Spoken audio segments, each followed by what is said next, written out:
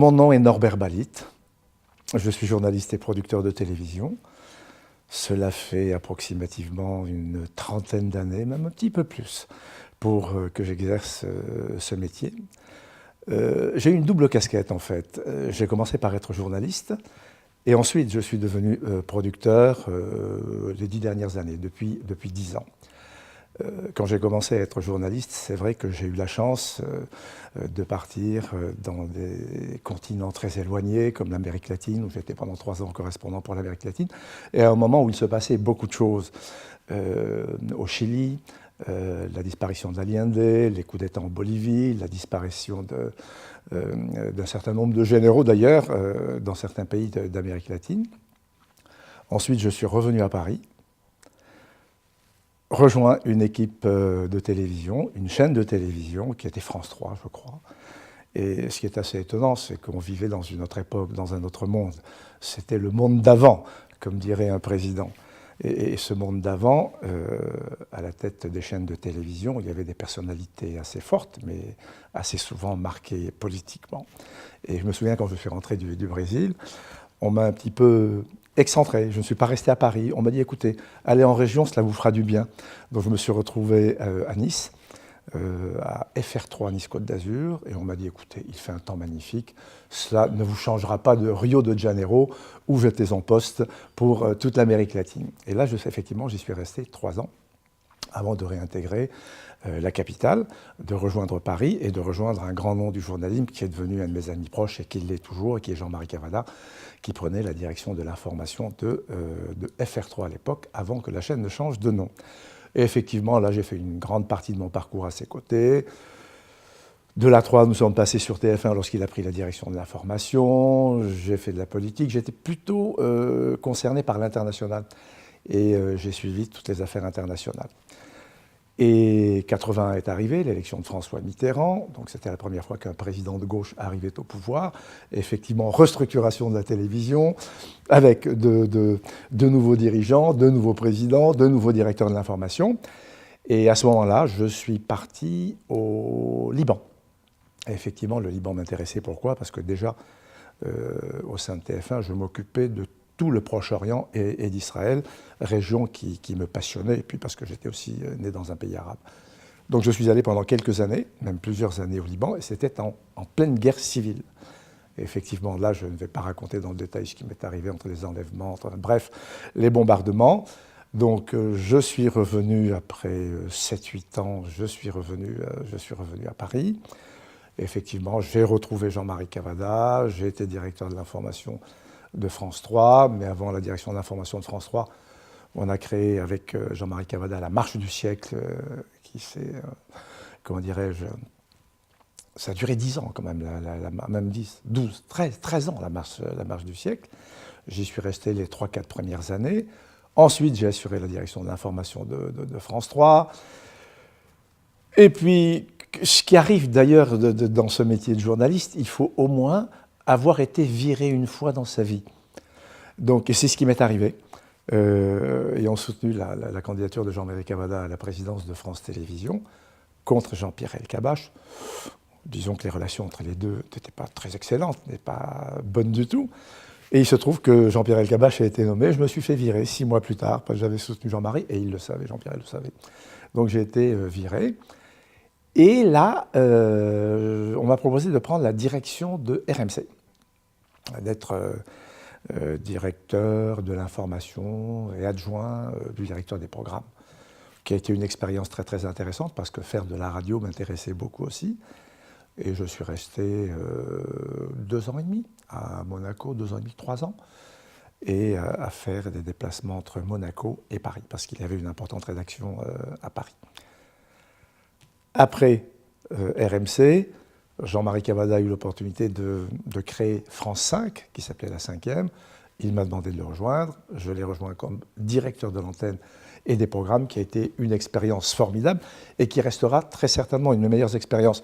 Et d'ailleurs, le fait d'avoir été producteur, j'y reviendrai dans quelques instants, j'aurais aimé être producteur avant d'être directeur de l'antenne et des programmes. Parce que quand vous êtes directeur de l'antenne et des programmes, vous êtes en relation avec de très nombreux producteurs. Et il aurait été plus intéressant de connaître la problématique des producteurs pour pouvoir gérer certainement un peu mieux. J'ai essayé de le faire dans la limite de mes compétences à ce moment-là. Et donc, j'étais patron d'antenne et des programmes de France 5.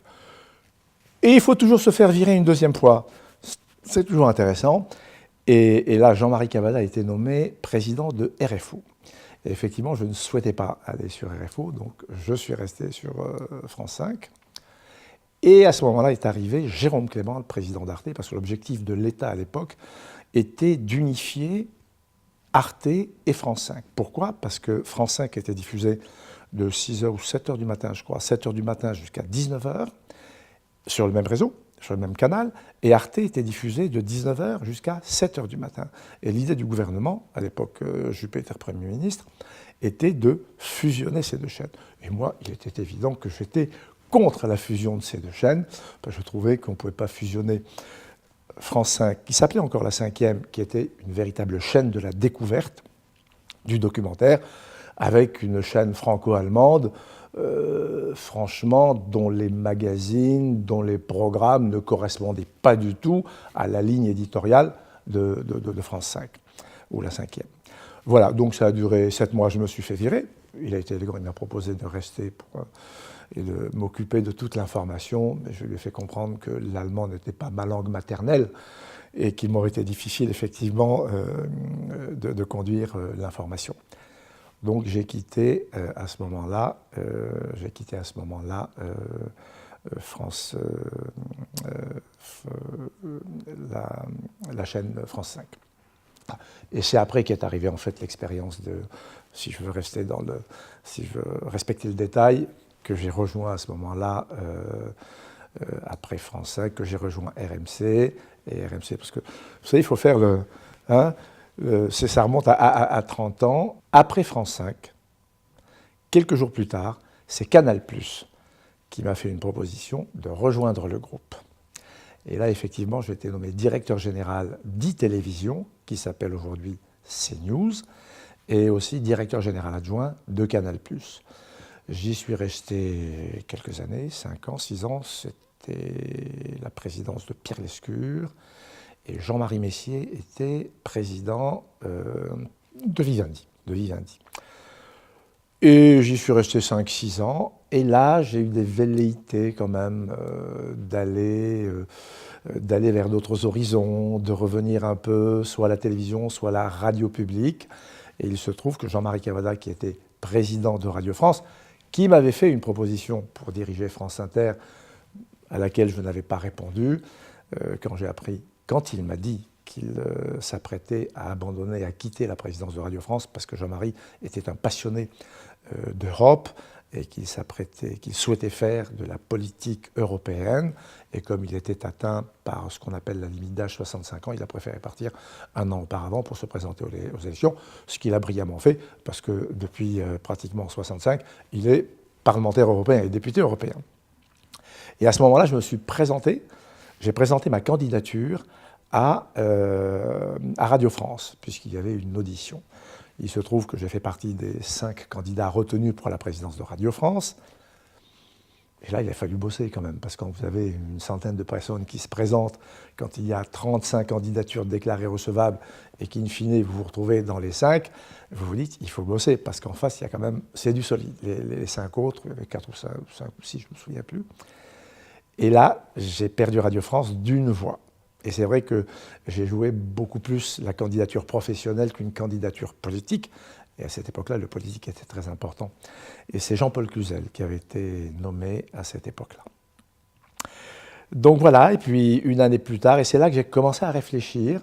En même temps, j'ai dû quitter effectivement e-télévision, parce que me présentant à Radio France, je ne pouvais quand même pas rester dans le groupe Canal+. Je suis parti... ça s'est bien passé avec Canal. Et à ce moment-là, j'ai commencé à réfléchir à la création d'une société de production. Donc j'ai réfléchi, et tout en réfléchissant, se rapprochait une nouvelle élection pour la présidence de France Télévisions, pratiquement un an après la présidence de Radio France. Partant du principe que j'avais été auditionné pour Radio France, qui n'était pas mon métier de base, même si j'avais fait de la radio en dirigeant RMC, La télévision était mon ADN tout de même. J'ai présenté ma candidature. La même chose, j'ai fait partie des 5 candidats retenus pour la présidence de France Télévisions. Et c'est Patrick de Carolis qui a été élu. Patrick m'a fait une proposition qui ne m'intéressait pas, et là j'ai créé ma propre société de production, et cela va faire 10 ans, presque jour pour jour d'ailleurs, que j'ai créé ma société de production. Ma société de production s'appelle Adamis Productions, 10 ans de production, aujourd'hui en 2018. J'ai dû produire 125, 126 documentaires.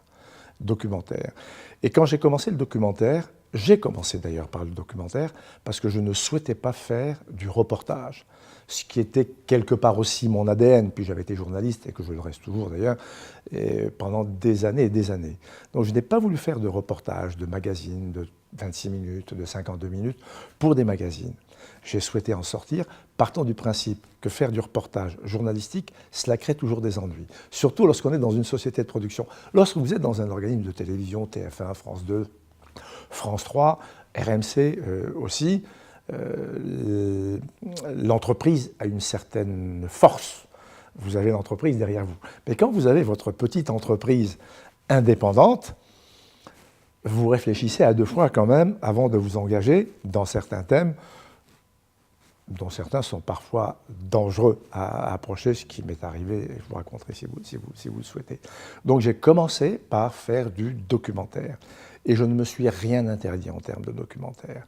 On a fait des documentaires consacrés à l'environnement, consacrés à la politique, consacrés à l'international, consacrés au cinéma, consacrés à l'art. Et ça c'est important, je ne voulais pas me spécialiser dans un certain type de documentaire.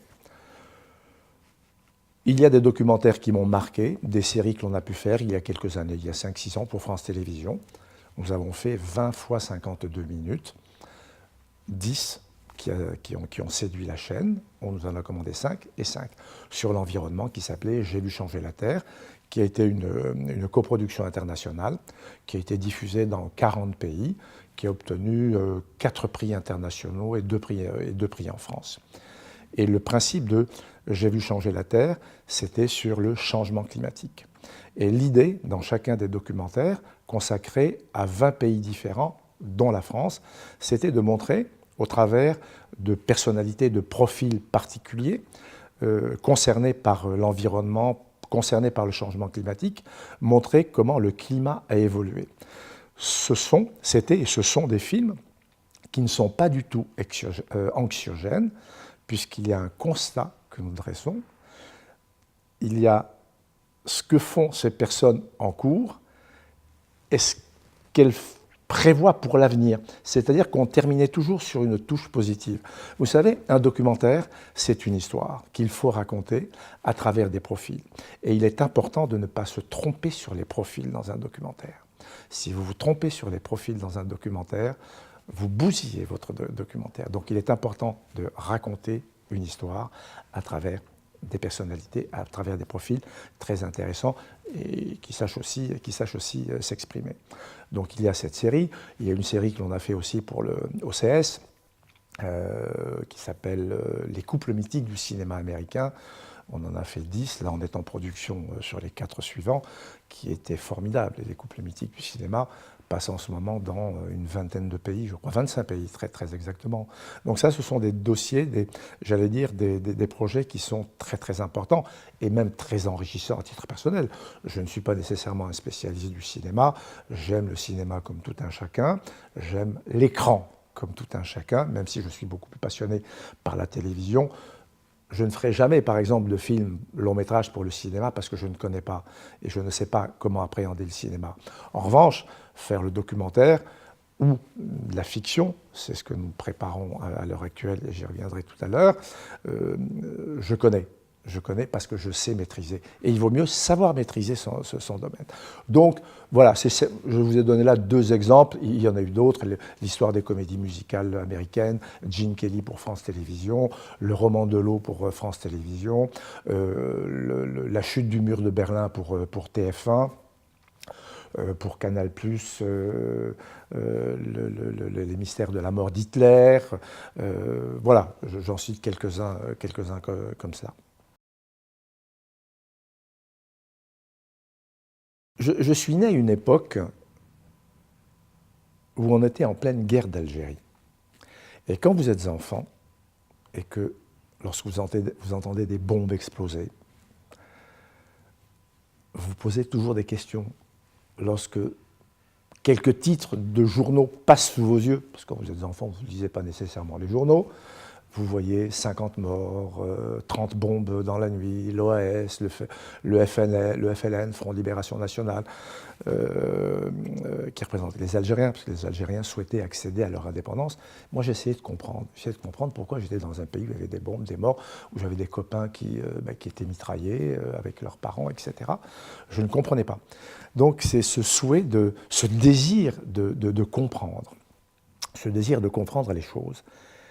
Et il y a une image qui me frappe, c'est une image vraiment qui est encore présente dans mon esprit, c'est que je me souviens, je suis sur un balcon, et des fenêtres, différents appartements donnés sur ce balcon, on était les uns à côté des autres pratiquement, et dans une fenêtre, il y avait une télévision en noir et blanc. Et je me souviendrai toujours, il y avait une chanson, et juste après, qui chantait, c'était pas Jacques Dutronc, mais celle qui est devenue l'épouse de Jacques Dutronc d'ailleurs, après Françoise Hardy, qui chantait. Et quelques instants plus tard, c'était des actualités, et on parlait de l'Algérie. J'étais fasciné par ce petit écran en noir et blanc. J'étais fasciné. Et je me disais, c'est ça qu'il faut faire un jour, c'est ça qu'il faut faire un jour. Un rêve d'enfant, rêve de gauche, j'avais 6 ans, 7 ans, à peu près, 7 ans, 8 ans. Les années ont passé, je reviens en France après l'indépendance de l'Algérie, et toujours ce désir de comprendre. Et à l'origine, en fait, je souhaitais faire l'Institut des hautes études cinématographiques, l'IHEDN. La majorité était à 21 ans à cette époque-là.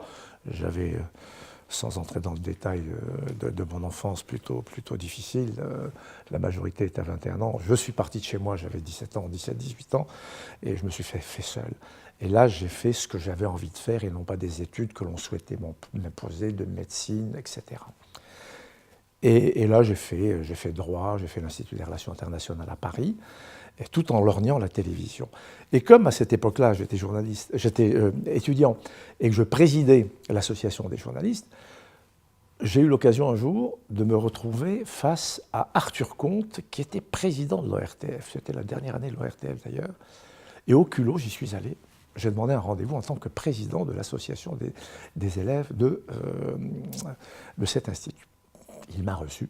Je me souviens toujours de cet immense personnage, parce que Arthur Comte c'est un ancien homme politique, avec une voix du sud de la France, il était de Perpignan, je crois, 1m90, costaud, et je me souviendrai toujours, c'est là que j'ai mis la première fois les pieds dans le bureau du président de l'ORTF, qui était l'actuel bureau du président de Radio France. Celui que je postulais quelques années plus tard. Donc, et quand j'allais voir mon ami Jean-Marie Cavada, président de Radio France, j'étais dans ce même bureau. Comme quoi la vie, quand elle nous réserve parfois des surprises. Et là, je lui ai expliqué ce que l'on faisait, que des étudiants étaient intéressés, que moi-même j'étais intéressé par la radio et la télévision. Et là, il m'a dit, écoutez, allez voir de ma part monsieur Untel, qui était directeur de cabinet de Pierre Sabag. Pierre Sabag, qui était un des grands noms de la télévision de l'époque. Moi, j'étais tout jeune, je devais avoir une vingtaine d'années, j'arrive là-dedans. Allez voir monsieur Untel. Donc, je suis allé le voir et je lui ai dit, voilà, j'aimerais faire un stage, etc. Et à l'époque, je faisais encore mes études. Et le directeur de cabinet de monsieur Pierre Sabag, exactement, me reçoit, d'accord. Je fais un stage tout en poursuivant mes études. Et là, la chance, il faut avoir de la chance, car ne pas avoir de chance dans sa vie, c'est une faute professionnelle. Donc il faut avoir de la chance. Et là, il se trouve que le service des bureaux de télévision à l'étranger recherchaient de jeunes journalistes qui n'avaient pas fait leur service militaire. Et comme je venais de faire un stage et que j'allais souvent vers les autres, je suis un méridional et que je parle avec beaucoup de monde, avec tout le monde, et là, je vais voir le patron des bureaux à l'étranger en disant, écoutez, voilà, moi je n'ai pas encore fait mon service militaire, mais je vais être appelé sous les drapeaux et j'ai la possibilité de le faire au titre de coopérant. Et il me dit, écoutez, ce n'est que pour l'année prochaine, mais revenez me voir. D'accord. Je termine ce stage et j'ai l'opportunité de faire un stage d'1 an à FR3 Nord Picardie, à Lille. Donc je suis allé là-bas, en plus il y avait des raisons personnelles, ma fiancée de l'époque était là-bas, qui est devenue la mère de mes enfants d'ailleurs, ma première épouse, et je suis resté 1 an. Et là, on m'a rappelé en disant, alors, vous êtes toujours partant, et là, effectivement, je suis parti comme correspondant au titre de la coopération en Amérique latine, en poste à Rio de Janeiro. Et là, ça a été formidable, parce qu'il y a eu le Chili, Allende, il y a eu la mort de Perón, le général Perón, le président argentin, il y a eu la Bolivie, le massacre des paysans boliviens, mais il y a eu plein de choses, et il y a eu le Brésil aussi, les généraux, etc. Et c'est comme ça que j'ai commencé ma carrière dans le journalisme. Et quand je suis rentré à Paris, c'est là qu'on m'a excentré à ce dont je disais tout à l'heure, à France 3, Nice Côte d'Azur, puis après je suis revenu à Paris, etc. Donc j'ai eu d'abord, dans un premier temps, une période journalistique, jusqu'à, ce que je vous disais tout à l'heure, jusqu'à e-télévision, où j'ai été directeur général. Et c'est après donc les 2 épisodes Radio France et France Télévisions que j'ai créé ma propre société de production. Et là, je suis devenu producteur de télévision en faisant donc du documentaire et non pas du reportage 127 ou 128, je ne sais plus, documentaire.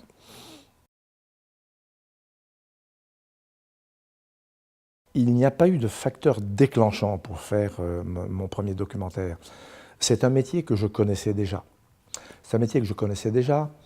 J'avais été patron de France 5, donc je rencontrais beaucoup de producteurs, je lisais beaucoup de scripts documentaires, donc cela donne déjà une idée de ce qu'est le documentaire. Je visionnais dans 80% des cas les documentaires qui étaient finalisés lorsque le PAD nous était adressé, après accord de la chaîne bien sûr.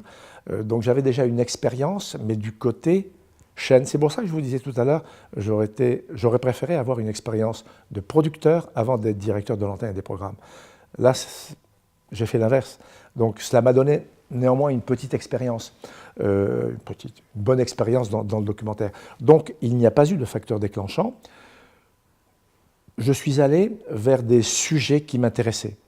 Et j'ai commencé par la politique. Il se trouvait que le premier documentaire que j'ai fait, pour France 5 d'ailleurs, c'était sur l'Assemblée nationale. Et à l'époque, c'est Jean-Louis Debré qui était président. Il se trouve que je connaissais bien Jean-Louis Debré pour avoir fait auparavant, des années auparavant, de nombreuses interviews, et que je connaissais bien son frère qui avait été journaliste et qui a fait d'ailleurs un très beau reportage de 52 minutes qui lui a été primé dans 25 pays, je crois. Et donc ça s'est fait tout naturellement. Et là, effectivement, Debré nous a ouvert toutes les portes, et c'est vrai que nous avons fait un très beau documentaire. Et voilà, ça a été une opportunité parce que je connaissais, parce que c'était la politique. Et puis après, on a enchaîné avec d'autres, ça a été l'Élysée, ça a été le Sénat, et c'était des documentaires plus liés au patrimoine que politique. En fait, c'était des documentaires en immersion totale. C'est-à-dire, on est en immersion pendant 1 mois, et on vit à l'Assemblée, on vit à l'Élysée. L'Élysée, on est resté 18 jours. Et là, c'est vrai que Nicolas Sarkozy, qui était président de la République, nous avait donné carte blanche. En plus, il venait d'arriver, c'est vrai que c'était quand même plus agréable pour nous. Donc, changement de président, il ouvrait l'Élysée. Et pendant 18 jours, on est resté. Et c'est vrai que pendant ces 18 jours, quand il se passe de l'information, c'est formidable. Et c'est l'époque où il y a eu le Barack Obama qui est arrivé juste avant son élection, la libération d'Ingrid Betancourt, la réunion de l'UPM, l'Union pour la Méditerranée, parce qu'il avait réussi, Sarko avait réussi à réunir tous les chefs d'État des pays riverains de la Méditerranée concernés par le problème du Proche-Orient, c'est-à-dire vous aviez aussi bien Bachar el-Assad que le responsable de l'Irak, que le président irakien, que le roi d'Arabie. C'est quand même des moments très très importants, tout cela. Donc ce documentaire, je le trouve d'excellente qualité parce qu'il se passait beaucoup de choses. Il s'est passé beaucoup de choses. Voilà, et puis on a continué avec le Sénat et d'autres reportages encore. Très sincèrement, ce qui a été déterminant, me concernant, c'est le fait d'avoir eu toute cette expérience avant de commencer le documentaire. Je n'aurais pas eu toute cette expérience, ce parcours professionnel avant le documentaire, peut-être que j'aurais appréhendé le documentaire différemment, sans expérience. Là, le fait d'avoir été journaliste, d'avoir quand même réalisé des 26, des 52, en reportage, d'avoir dirigé des gens, d'avoir sélectionné des documentaires, d'avoir été, comme je le disais, patron de l'antenne et des programmes de France 5, cela m'a beaucoup, beaucoup aidé. Je dis toujours, les conseilleurs ne sont pas les payeurs. On a tous des expériences différentes. Vous avez des gens qui n'ont pas d'expérience dans ce métier, qui commencent dans ce métier et qui ont des idées extraordinaires et qui osent. Et vous avez parfois des gens qui ont une réelle expérience, vraie expérience, qui commencent dans ce métier mais qui n'osent pas. Je veux dire par là, tout dépend du caractère que vous avez. Vous savez, si vous passez votre temps à regarder un rétroviseur quand vous conduisez votre voiture, ça signifie que vous regardez toujours dans le passé.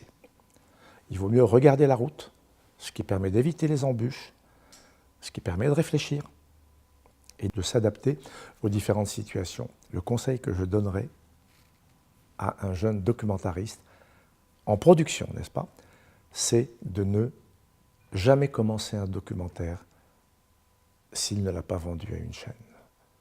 C'est galère après, parce que vous tournez un documentaire, vous le terminez, vous le présentez à une chaîne, il n'a plus la même valeur que si vous saisissez une chaîne, vous vous mettez d'accord avec la chaîne sur le thème, sur la thématique, ensuite vous allez voir d'autres chaînes, mais à partir du moment où cette chaîne que vous avez saisie, cette chaîne premium, vous donne un accord, vous avez votre chaîne de base.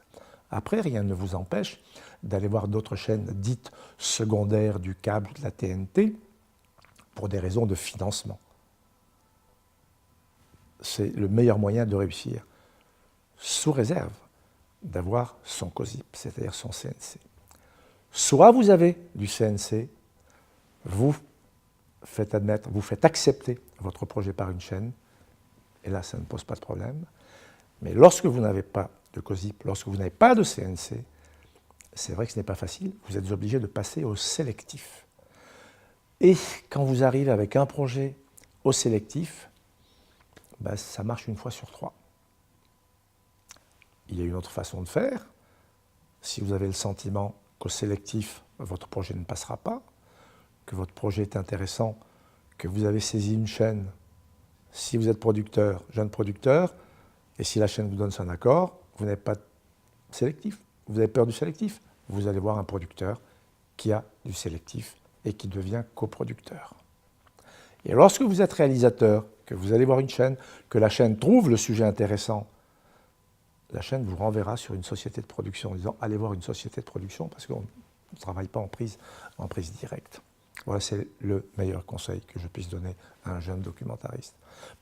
Il y a beaucoup de jeunes documentaristes qui font ce type d'erreur, qui arrivent, qui vont avoir des chaînes, qui n'ont pas de sélectif. J'en reçois souvent des jeunes qui arrivent sur le marché, d'autant plus qu'il y a beaucoup de sociétés de production sur la place de Paris et en France. Cette question, je vais y répondre à travers l'expérience, j'allais dire, qui est la mienne. La difficulté, même aujourd'hui, pour moi, c'est d'avoir exercé toutes ces responsabilités, d'avoir connu un certain nombre de chaînes de télévision, ce soit TF1, ce soit France 2, ce soit France 3, ce soit Canal. J'ai eu un certain nombre de collaborateurs qui aujourd'hui ont grandi, sont ou sont en passe de devenir, j'allais dire, les prochains responsables d'unités de programme, de chaînes, voire de groupes. D'avoir travaillé avec ces gens-là, qui ont été des collaborateurs, avec lesquels, allez, je vais dire dans 70 à 80% des cas, j'ai entretenu de bons rapports. J'avais des idées aussi sur ce que je souhaitais. Quand vous devenez producteur, avec cette expérience-là, ce vécu-là, que vous allez voir des chaînes de télévision, assez souvent, parfois, voire assez souvent, vous rencontrez des collaborateurs qui sont aujourd'hui aux affaires. Donc vous vous retrouvez dans la situation inverse, où vous êtes producteur, vous êtes demandeur, et non plus décideur. Donc, il y a un double problème. Il y a que vous connaissez ces gens-là, ces collaborateurs. C'est complexe, le rapport. Donc, dans la situation actuelle, quand je leur propose un projet, qu'ils me l'acceptent, c'est bien, mais quand ils me le refusent, je l'accepte aussi. Et je ne fais pas comme de nombreux producteurs, lorsqu'ils sont virés par la porte, ils rentrent par la deuxième porte, virés par la deuxième porte, ils viennent par la première fenêtre, etc. Ils insistent beaucoup. Je ne pense pas que ce soit la meilleure des méthodes, puisque j'ai déjà exercé cette profession et que je sais comment réagir. De ce point de vue-là, je dis toujours, je suis un mauvais producteur. Il y a des règles à respecter, il faut les respecter. Et je pense que quand on respecte ces règles, on y arrive petit à petit. Ce n'est pas facile, mais il y a des règles, des valeurs à respecter. Et ça, c'est important. C'est important. Le deuxième problème, c'est que quand vous avez réfléchi au programme, quand vous proposez un projet, vous le proposez parce qu'il vous semble intéressant. Et parfois, vous tombez aussi sur des responsables, j'allais dire, dont la culture, c'est plus une culture d'entreprise qu'une culture intellectuelle. Et parfois, on s'interroge sur le niveau culturel. Ce n'est pas méchant ce que je dis. Chacun peut avoir un niveau de culture différent. Certains peuvent être passionnés par l'art, par le cinéma, par l'histoire, ou par rien du tout d'ailleurs. Ou par rien du tout. Et c'est vrai que vous ne comprenez pas toujours qu'on puisse refuser. C'est pas possible. Tu aurais été de l'autre côté comme patron, mais il est évident que tu aurais accepté ce projet. Donc c'est pour ça que je réponds, cela ne va peut-être pas vous satisfaire, mais ma réponse tient compte de ce que j'ai vécu. Si je n'avais pas vécu tout cela, j'aurais eu certainement une réponse différente, et je serais peut-être incapable de vous dire aujourd'hui quel type de réponse je pourrais vous faire. Quand j'ai commencé dans ce métier de documentariste, un de mes amis, producteur, que j'avais beaucoup fait travailler lorsque j'étais de l'autre côté sur France 5, m'a dit « Norbert, tu entres dans le monde de la production. Mets-toi en tête, le diffuseur a toujours raison. » Et c'est vrai. Mais quand j'ai commencé, effectivement, j'avais du mal, mais beaucoup de mal, à penser que le diffuseur avait raison. Parce que je venais de quitter ce métier, et je me dis, c'est pas possible. Non, quand on présente un projet, il y a une discussion. On aborde le fond, le contenu, ce que l'on peut faire. Et de toute conversation naît le projet, même si le producteur arrive avec un projet, avec ses idées et son réalisateur. Et à ce propos, j'ai appris une chose, que lorsque l'on arrive avec un projet, que l'on présente à une chaîne, il vaut mieux avoir un bon réalisateur et un réalisateur qui est validé par les chaînes. Parce que quand vous arrivez avec un projet et un réalisateur qui n'est pas validé par les chaînes, cela devient problématique, mais vraiment très problématique. Donc il vaut mieux présenter un projet avec un réalisateur qui aura fait sa note d'intention de réalisation. Quand vous présentez un projet, vous devez avoir une note d'intention de production, le synopsis, une note d'intention de réalisation et le CV du réalisateur. Concernant le réalisateur et le scénariste, il est vrai, quand on arrive avec un projet, avec un réalisateur, avec un scénariste, qui s'est beaucoup investi dans un projet, parce qu'en général, on y met ses tripes dans un projet, c'est évident. Quand il y a la première rencontre avec la chaîne et que l'on voit une chaîne commencer à détricoter j'allais dire, votre projet, vous avez mal aux tripes quand même, vous avez mal aux tripes. Et effectivement, on réagit très souvent en fonction de sa personnalité, et dans ces situations-là, on ne réagit pas toujours très bien, parce qu'on a l'impression d'être agressé. Dans ces situations-là, il faut être très calme, en disant, je comprends, mais je serais peut-être plus nuancé sur ce que vous dites, parce que notre démarche, et là vous commencez la discussion, et ne pas se braquer. Parfois on se braque, à juste raison, on se braque, y compris pour la réalisation. Quant aux chaînes, et là c'est ma double expérience qui parle, je pense qu'elle devrait être beaucoup plus à l'écoute, j'allais dire, des interlocuteurs qu'elle a en face d'elle. Aussi bien des réalisateurs, des producteurs, des scénaristes. Et moi, ce qui me gêne un peu, mais comme cet entretien restera dans un, j'allais dire, dans un monde confiné, on va dire cela comme ça, c'est que je regrette que de nombreuses chaînes travaillent souvent avec les mêmes producteurs, avec les mêmes réalisateurs, les mêmes scénaristes, et qu'elles gagneraient à s'ouvrir à de jeunes producteurs qui arrivent, même s'ils n'ont pas d'expérience, à les écouter, à les aiguiller, à les encadrer. Parce que ce sont ces jeunes qui arrivent sur le marché, qui osent d'ailleurs plus que les anciens, qui n'ont aucun complexe, et à juste raison, dont on peut tirer la substantifique moelle. J'en suis convaincu. Ayant été journaliste pendant de longues années, je suis sorti souvent, j'ai rencontré beaucoup de gens, beaucoup de gens dans le cadre d'interviews. Avec certains sont devenus des copains, d'autres sont devenus des amis, d'autres sont devenus des ennemis. On rencontre beaucoup de gens, et c'est comme ça que se créent les réseaux. Ce sont les rencontres que l'on fait dans un cadre professionnel, ce sont les rencontres que l'on fait dans un cadre personnel. Et effectivement, quand j'allais assister à des projections dans des différentes chaînes, je rencontrais des patrons de chaînes. Ayant été moi-même patron, je rencontrais les autres patrons de chaînes. Ayant dirigé des gens, donc ces gens qui sont aujourd'hui au pouvoir, donc font partie, c'est ce qu'on appelle les réseaux. Je n'aurais pas eu cette expérience, mais me connaissant, et dans ta méridionale, je suis quelqu'un qui va vers les autres. Il faut aller vers les autres, il faut sortir, il faut rencontrer des gens, il ne faut pas avoir peur. Il faut aimer les autres. D'ailleurs, pour aimer les autres, il faut s'aimer soi-même. D'accord? Donc il faut aller vers les autres, il faut rencontrer des gens. Il ne faut pas avoir peur. Il ne faut pas se recroqueviller. Et je pense que c'est le meilleur moyen d'élargir son réseau. Vous savez, les réseaux aussi se créent, se font, se défont, mais surtout ils se créent en fonction, j'allais dire, des milieux professionnels, des milieux personnels dans lesquels on évolue. Mais il ne faut pas hésiter à sortir, à rencontrer des gens. Si vous restez fermé sur vous-même, vous ne rencontrez personne. Et personne ne viendra vous chercher. Ça, c'est une évidence. Personne ne viendra vous chercher. Il ne faut pas avoir peur. Allez vers les autres. Rencontrez les gens.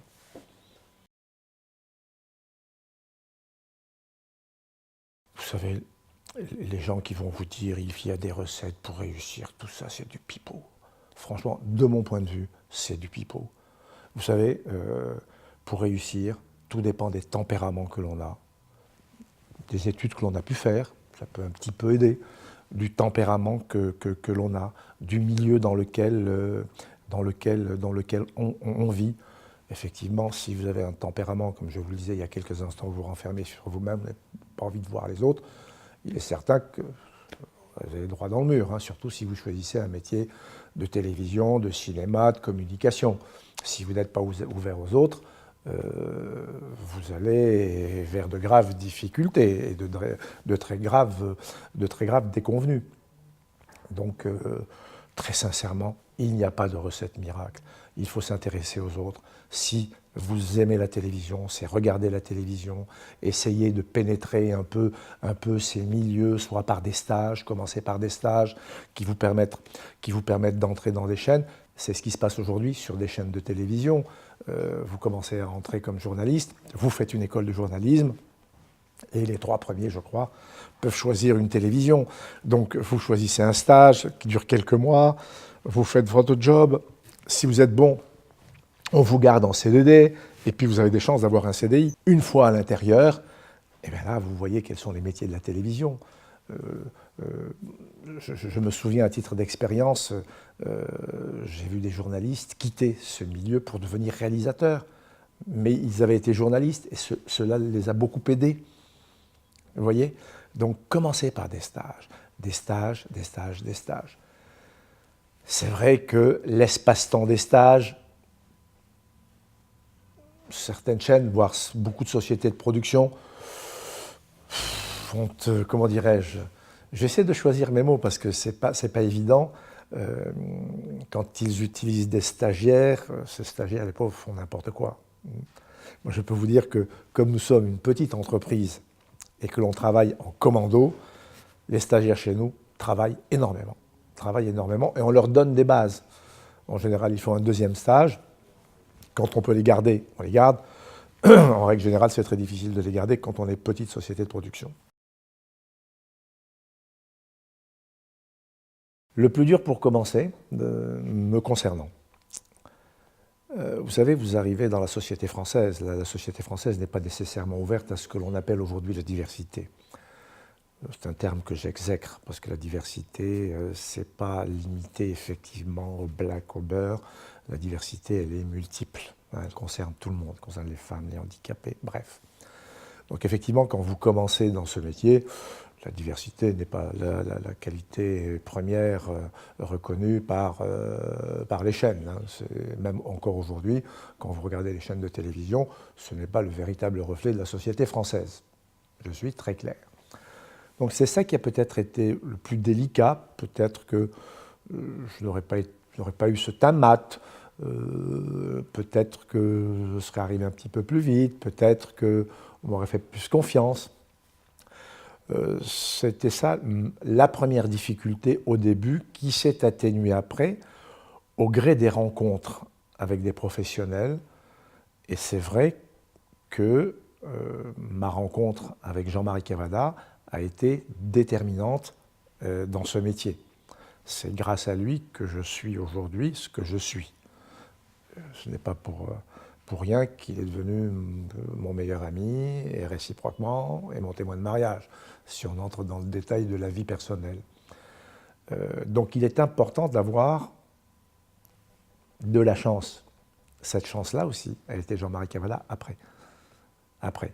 Quelques années, allez, on va dire 3 ans, 3-4 ans, 4 ans après le début, après mon début de journaliste. Donc c'est vrai que j'ai eu de la chance. Il faut avoir un peu de chance dans ce métier aussi. Le plus fier aujourd'hui, c'est d'avoir essayé, et peut-être réussi, je l'espère, à faire les reportages que je souhaitais faire, notamment dans des pays en guerre comme le Liban. Quand je dis un pays en guerre, c'était un pays où la guerre civile divisait les différentes communautés sunnites, chiites, les chrétiens, le Hezbollah qui était encore présent au Liban, d'avoir peut-être fait aimer ce pays auquel je suis resté très attaché, puisque j'ai aujourd'hui une fille qui a 12 ans et qui est née à Beyrouth, d'avoir fait aimer ce pays et fait au moins une très grande émission à Beyrouth qui a été diffusée en prime, Dis Monsieur, c'est quoi la paix, avec Elie Chouraki, le réalisateur. Nous avions assuré la conception ensemble. Et nous sommes allés, nous avons emmené des artistes sur place, il y avait 600 soldats libanais qui nous suivaient, il y avait, enfin bref, il y avait des mesures de sécurité très très importantes au milieu des enfants. Ça a été mon plus beau souvenir, j'allais dire, d'émission. Et pourtant, j'ai créé La Marche du siècle avec Jean-Marie et on a fait de très très belles émissions avec La Marche du siècle. Et on a de beaux souvenirs aussi de La Marche du siècle, de personnalités qui nous ont marqués. L'autre émission, c'était à Sarajevo, en pleine guerre aussi, où on a transporté des artistes en pleine guerre, 12 caméras, l'armée ayant mis à notre disposition des avions pour transporter le matériel, arrivés sur place les observateurs français dans des cars qui nous ont transportés dans la poche de Biatch, là où étaient les observateurs français. C'était pour rendre hommage aux observateurs français qui assuraient la paix dans cette poche de Biatch. Voilà, ça fait partie des événements marquants de ma vie, avec certaines émissions de la Marche du siècle. Ceux dont j'étais le moins fier,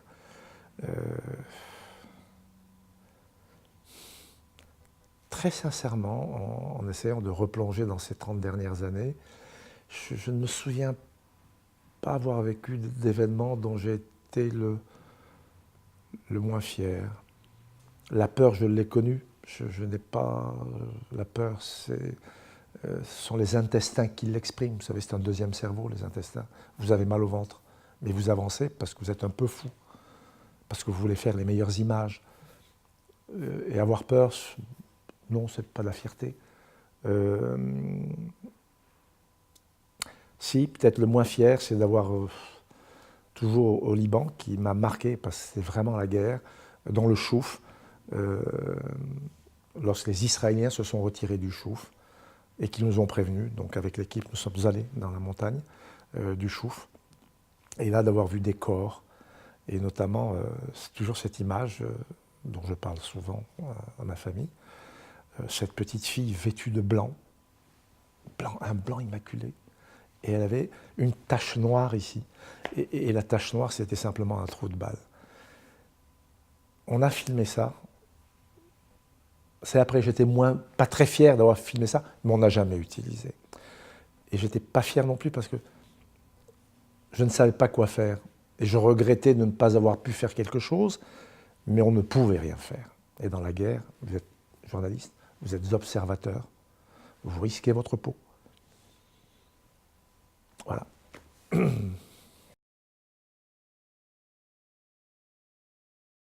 Il faut être à l'écoute des autres.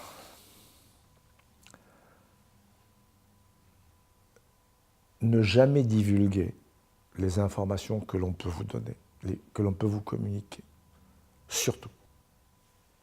Restez toujours dans le off the record. Ne jamais rien dire. Même dans des discussions privées. Moi, je m'en suis rendu compte et je me rends compte qu'il arrive même que l'on vous fait tenir des propos que vous n'avez pas tenus par méchanceté. Donc surtout, faire très attention à ce que vous dites. Vous affirmez votre personnalité. Ce qui est important d'affirmer votre personnalité vis-à-vis des autres, être à l'écoute des autres. On est d'accord, on peut être d'accord ou pas d'accord. D'accord, pas d'accord. Mais ça fait partie du dialogue que l'on peut avoir les uns et les autres. Et surtout, ne jamais rapporter les propos que l'on vous confie. Parce que de toute façon, un propos tenu à deux, vous le retrouvez ailleurs. Partir du principe qu'il ne faut rien dire. Moi, ça a été ma méthode. Ne jamais rien dire. Vous savez, c'est le principe des saints, vous savez, ne rien voir, ne rien dire et ne rien entendre.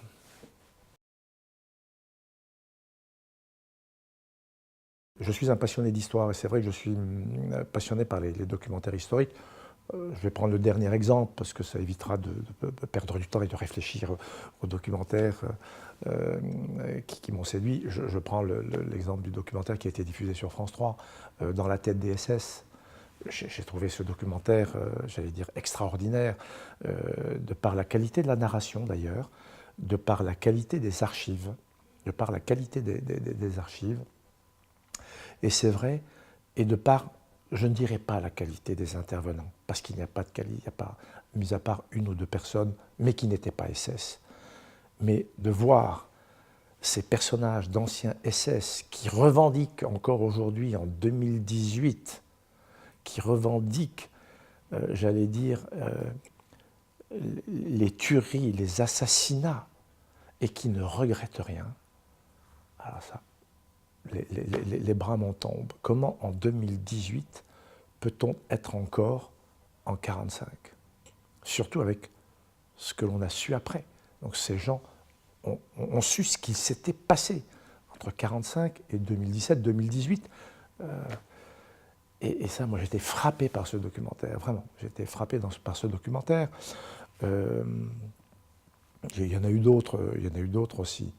Des films, les films qui me touchent sont plutôt les films qui ont eu un rapport avec le métier de journaliste. Il y a eu des films formidables sur le Chili, faits par les Américains d'ailleurs, sur le Vietnam. Mais moi, je suis toujours frappé. Là, j'ouvre vraiment une parenthèse. Je parle de notre pays, la France. Le rapport à l'histoire. Je prends l'un des conflits qui nous a touchés durement, l'un des derniers conflits, je ne parle pas des attentats, mais qui a été la guerre d'Algérie. Quand je vois le nombre de films consacrés à la guerre d'Algérie, très sincèrement, en faisant le compte rapidement, il y en a eu 4 ou 5. 4 ou 5. Quand je vois aux États-Unis le nombre de films consacrés par les Américains à la guerre du Vietnam, mais ça se compte par dizaines, par centaines. Il y a une centaine de films, je crois, consacrés à la guerre du Vietnam. Et le rapport des États-Unis à la guerre du Vietnam, ils l'ont totalement digéré. Ce que nous n'avons pas encore fait ici en France. Il y a eu quelques séries. Et c'est là que je regrette que l'on ne soit pas encore parvenu à faire un vrai film, long métrage sur la guerre d'Algérie, ou une vraie série sur la guerre d'Algérie. Mais mettre d'accord des historiens algériens et des historiens français sur la guerre d'Algérie, c'est très difficile, puisque j'ai essayé moi-même d'en faire un, non pas pour le cinéma, mais en fiction. Et ça, je le regrette beaucoup. Donc je suis assez sensibilisé, et même plus sensibilisé par ces films-là que par d'autres films que je trouverais attrayants de par la qualité, de par l'histoire, par la scénarisation, par la façon de réaliser. Je dirais aux gens qui exercent ce métier, soyez toujours vous-même. Quand j'analyse le parcours professionnel qui a été le mien, je dis que j'ai eu beaucoup de chance. J'ai eu beaucoup de chance dans ma vie professionnelle, dans ma vie privée. Ma vie professionnelle, la chance d'avoir rencontré des personnalités qui m'ont marqué, qui m'ont aidé, qui m'ont encadré. Et notamment Jean-Marie Cavada, dont je parlais tout à l'heure, et d'autres, Jean-Claude Paris, qui est d'ailleurs un ami proche aussi. Donc c'est cette chance d'avoir rencontré ces personnalités.